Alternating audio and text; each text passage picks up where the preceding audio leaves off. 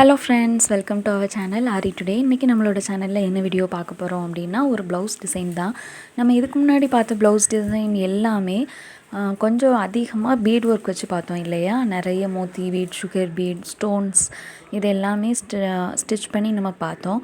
இப்போ நம்ம பார்க்க போகிறது கொஞ்சம் அதிகமாக த்ரெட் ஒர்க் வச்சு நம்ம பார்க்க போகிறோம். அதுவும் இல்லாமல் கொஞ்சம் சிம்பிளாக ட்ரேசிங் எப்படி எடுக்கிறது, அதாவது ஒரு ட்ரேசிங் டிசைனில் எப்படி நம்ம ஒர்க் பண்ணுறது அப்படின்ட்டு பார்க்க போகிறோம். கண்டிப்பாக மிஸ் பண்ணாமல் பாருங்கள், உங்களுக்கு ரொம்பவே யூஸ்ஃபுல்லாக இருக்கும். இதுக்கு நான் ஃபஸ்ட்டு என்ன பண்ணியிருக்கேன் அப்படின்னா, 2 லைன் ஜரி த்ரெட் போட்டுட்டு ஒரு லைன் காட்டா போட்டிருக்கேன். காட்டா எப்படி போடணும் அப்படிங்கிற லிங்க் நான் மேலே தரேன், தேவைன்னா போய் கண்டிப்பாக பாருங்கள். இது நம்ம ஃபுல்லாகவுமே த்ரெட் ஒர்க்கில் தான் பண்ண போகிறோம்.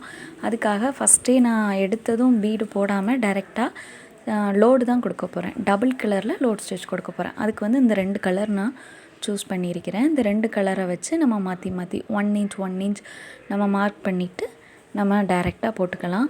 இந்த லோட் ஸ்டிச் பற்றின ஃபுல் டீட்டெயில் நம்மளோட சேனலில் இருக்குது, டுட்டோரியலாக இருக்குது. நான் கொஞ்சம் டுட்டோரியல் இருக்கனால கொஞ்சம் ஸ்பீடாக கொண்டு போகிறேன்.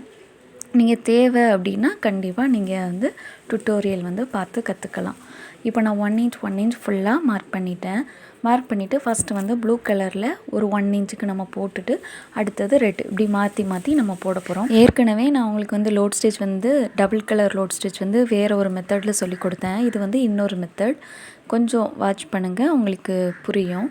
அதாவது இது எண்ணாட் பண்ணி நம்ம ஒவ்வொரு லேயராக போகிறோம், அதாவது ஒவ்வொரு இன்ச்சஸ் போக போகிறோம்.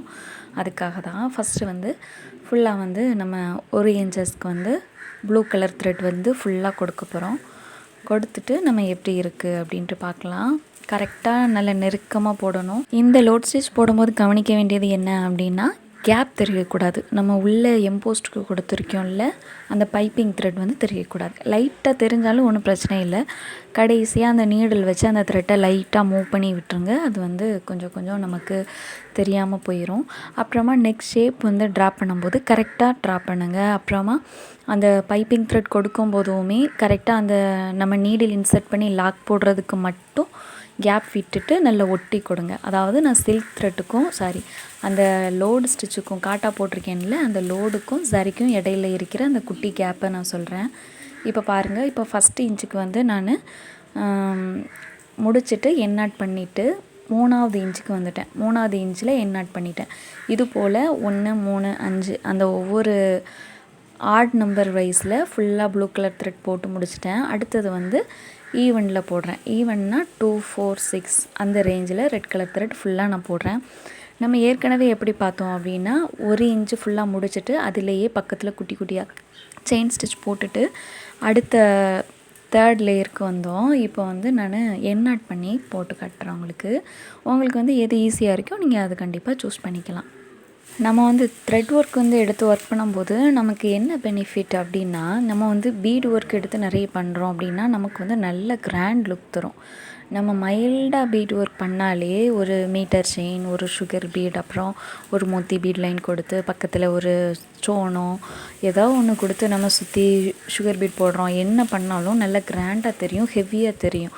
ஆனால் இந்த பீடோட லைஃப் நமக்கு ரொம்ப அதிகமாக இருக்காது. மேக்ஸிமம் நம்ம நல்ல ப்ளவுஸை கேர்ஃபுல்லாக பார்த்தோம் அப்படின்னா, நல்ல பேக்கிங்கில் வச்சு நல்லா ஸ்டோர் பண்ணி கரெக்டாக பார்த்தோம் அப்படின்னா ஒரு 2 வருஷம் 3 வருஷம் ஓரளவு நல்லா பார்த்துக்கலாம். ஆனால் அந்த த்ரெட் ஒர்க் அப்படிங்கிறப்போ நமக்கு கருத்து போகாதில்ல, அதுக்காக தான் த்ரெட் ஒர்க் கொஞ்சம் பெட்டர், நம்ம யூஸ் பண்ணிக்கலாம். இப்போ பாருங்கள், ஒரு லைன் சுகர் பீட் போட்டு கம்ப்ளீட் பண்ணிட்டேன். அடுத்தது நம்ம ஒரு சின்ன ஃப்ளார் டிசைனில் த்ரெட் ஒர்க் பண்ண போகிறோம். உங்களுக்கு இன்னும் பார்டர் பெருசாக வேணும் அப்படின்னா நீங்கள் இதுக்கு அடுத்தது ஒரு லைன் மீட்டர் செயின் கொடுத்து அடுத்தது ஒரு லைன் சுகர் பீட் போட்டுக்கலாம். அப்படி இல்லைன்னா மோத்தி பீட் போட்டு சுகர் பீட் கொடுத்துக்கலாம், உங்களோட விருப்பம்தான். இப்போ பாருங்கள், இந்த பேப்பரோட பேர் ட்ரேசிங் ஷீட் அப்படின்ட்டு நம்ம சொல்லுவோம்.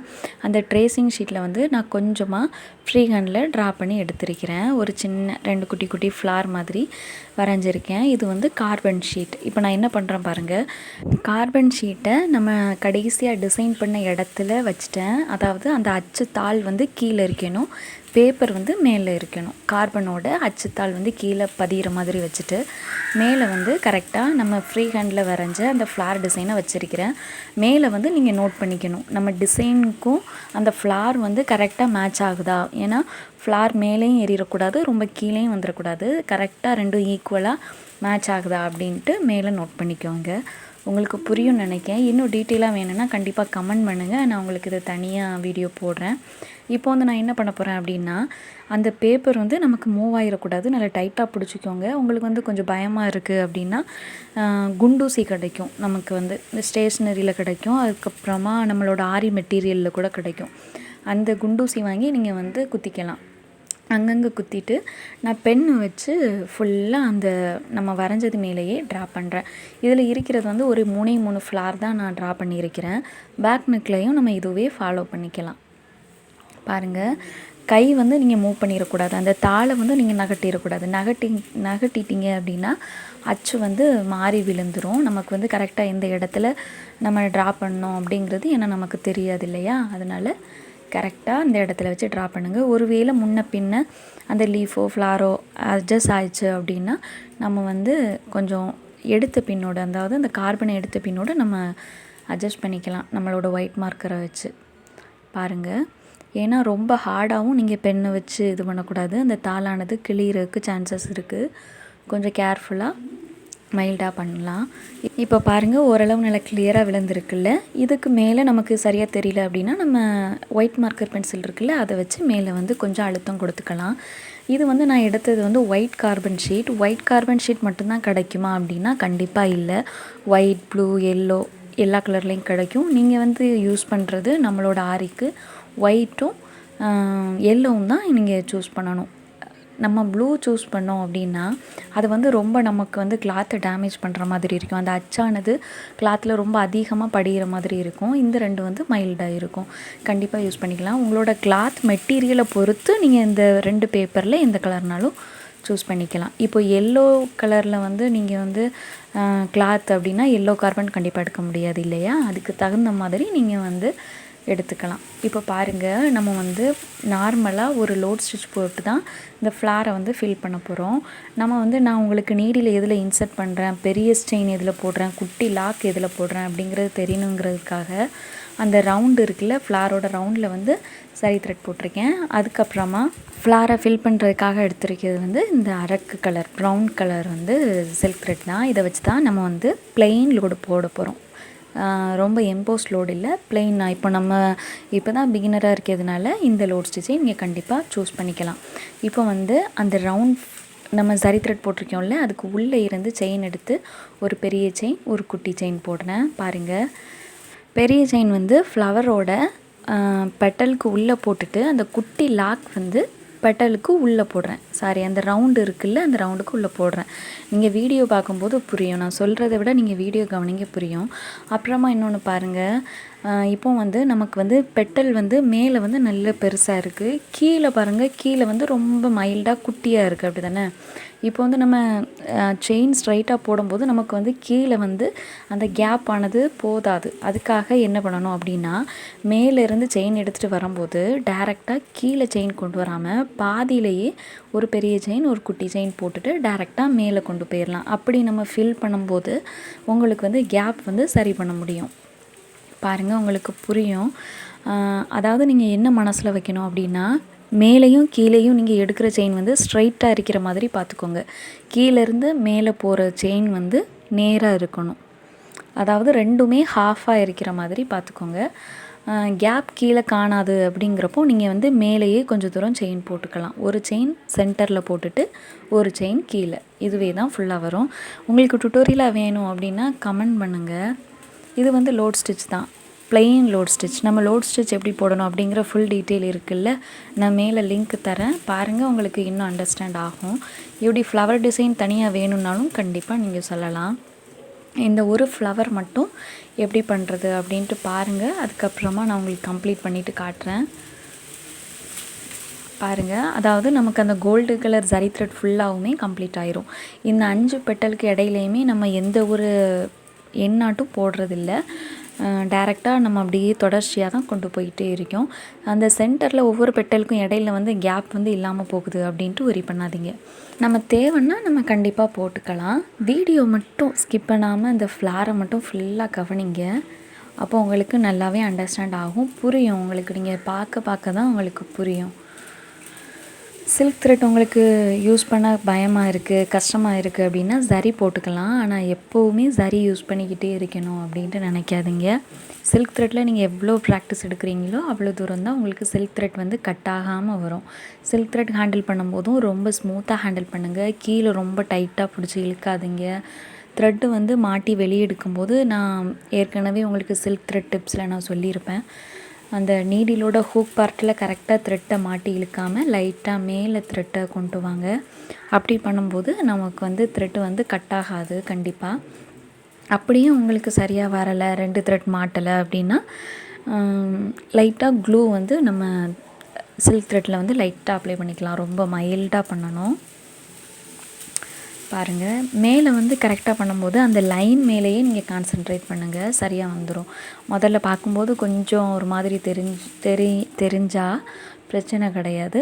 நம்ம போட்டுட்டு நம்ம சுற்றி அவுட்லைன் போடும்போது சரியாக வந்துடும். சப்போஸ் ஒரு வேளை உங்களுக்கு ஹோல்ஸ் அதிகமாக வருது அப்படின்ட்டு ஃபீல் பண்ணாதீங்க. கண்டிப்பாக அதை வந்து நம்ம சரி பண்ணிடலாம். சுற்றி சரி த்ரெட்டோ பீடோ ஏதாவது ஒன்று கொடுக்கும்போது அது ஆட்டோமேட்டிக்காக சரியாயிடும். அப்புறமா ஒன்று தெரிஞ்சுக்கலாம், நீங்கள் வந்து பெரும்பாலும் சில்க் காட்டன் மெட்டீரியலில் தானே ப்ராக்டிஸ் பண்ணுவீங்க. ஒரு சில்க் சாரீ, பட்டு சாரீ அப்படின்ட்டு வரும்போது பெரும்பாலும் சில்கில் தான் மெட்டீரியல் வந்து சில்கில் தான் இருக்கும்.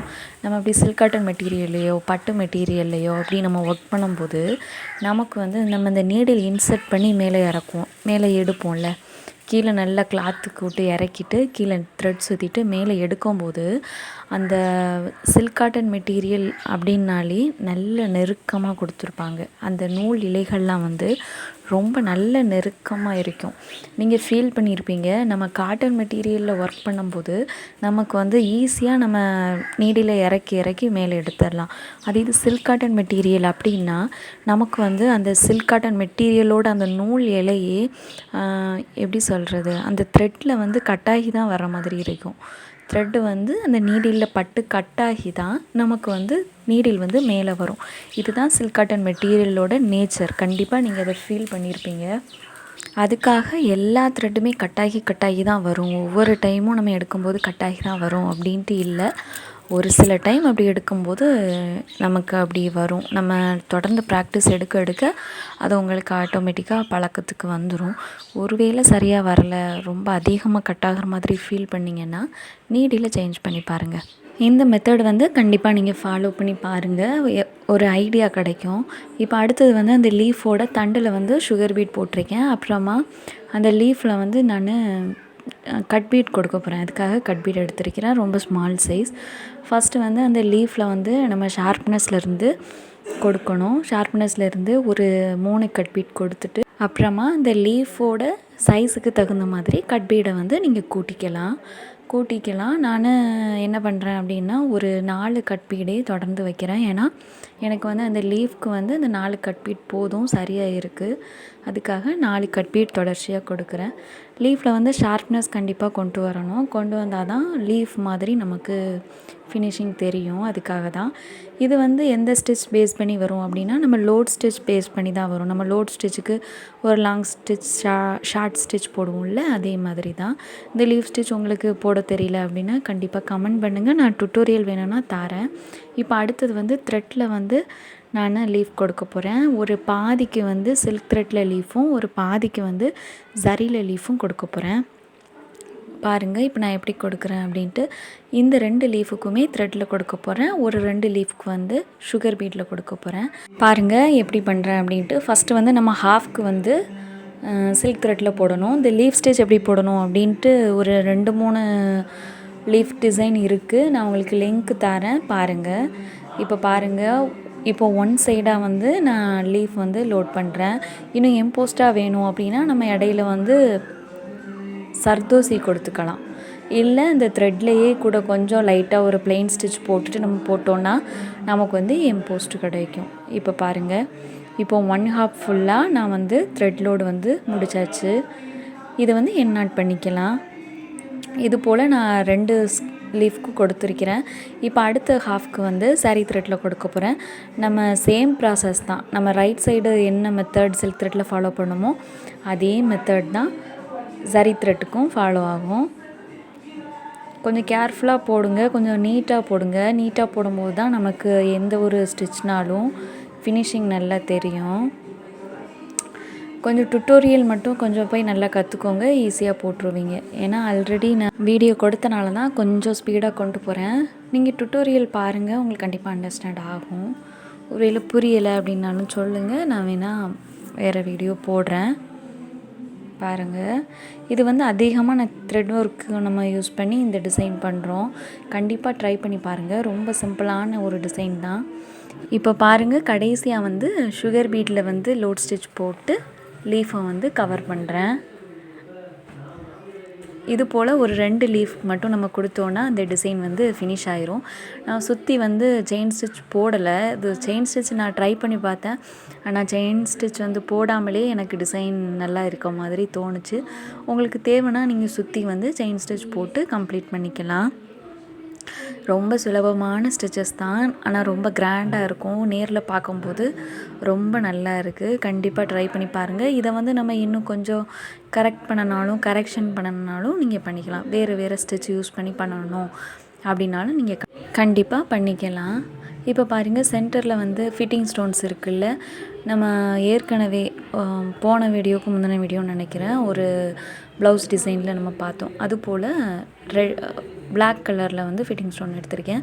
இப்போ வந்து அங்கங்கே கேப் இருக்கனால இந்த கேப்பை ஃபில் பண்ணுறதுக்கு ரவுண்ட் ஷேப் ஸ்டோன் வந்து அங்கங்கே ஃபிட் பண்ணுறேன். தேவைன்னா நீங்கள் பண்ணிக்கலாம். அப்படி இல்லைன்னா சக்ரி வித் அதுக்குள்ளே ஃபிட்டிங் ஸ்டோன் வைப்போம்ல, அந்த ஸ்டோன்னாலும் ஃபிக்ஸ் பண்ணிக்கலாம். பாருங்கள், ரொம்ப சூப்பரான ஒரு டிசைன், ரொம்ப அழகாக இருக்குது. எனக்கு வந்து ரொம்ப பிடிச்சிருந்துச்சு. கண்டிப்பாக ட்ரை பண்ணி பாருங்கள், உங்களுக்கு கண்டிப்பாக பிடிக்கும். அதாவது நீங்கள் எப்படி கலர் சூஸ் பண்ணணும் அப்படின்னா உங்களோட சாரியோட கலரை மேட்ச் பண்ணி நீங்கள் சூஸ் பண்ணிக்கலாம். இந்த லோடுக்குமே இந்த நான் வந்து வேறு கலர் போட்டிருக்கேன்ல, அந்த ரெட் கலரும் ப்ளூ கலர் போட்டிருக்கேன். அதுக்கு பதிலாக இந்த மெரூன் கலரும் இந்த ப்ளூ கலர் காம்பினேஷனில் போட்டிருந்தாலே இன்னும் கூட நல்லாயிருக்கும். உங்களோட டிசைனுக்கு தகுந்த மாதிரி, உங்களோட கலருக்கு தகுந்த மாதிரி நீங்கள் கண்டிப்பாக பண்ண முடியும். உங்களோட விருப்பத்துக்கு தகுந்த மாதிரி பண்ணிக்கோங்க. நம்மளோட டெலிகிராம் லிங்க்கில் வந்து மெசேஜ் பண்ண முடியல அப்படின்ட்டு சொல்லியிருந்தீங்க, ஒரு ஃப்ரெண்டு சொல்லியிருந்தாங்க. நான் வந்து உங்களுக்கு வாட்ஸ்அப்பில் வந்து குரூப் ஓப்பன் பண்ணிவிட்டு நான் உங்களுக்கு லிங்க்கு தரேன். நீங்கள் அதில் வந்து என்ன டவுட்னாலும் எப்போனாலும் கேட்கலாம். இதுலேயுமே ஏதாவது டவுட்னால் கண்டிப்பாக கமெண்ட் பண்ணுங்கள். அப்புறமா கண்டிப்பாக ட்ரை பண்ணி பார்த்துட்டு ஃபோட்டோ கண்டிப்பாக சென்ட் பண்ணுங்கள்.